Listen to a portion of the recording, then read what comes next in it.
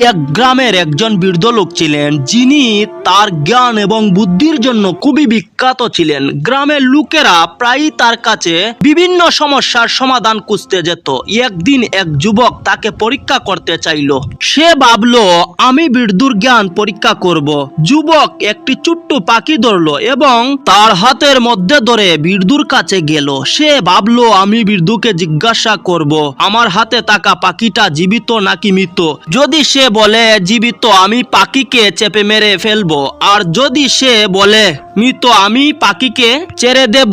যেভাবেই হোক বৃদ্ধ ভুল প্রমাণিত হবে। যুবক বৃদ্ধর কাছে গিয়ে বলল, আমার হাতে থাকা পাখিটা জীবিত নাকি মৃত?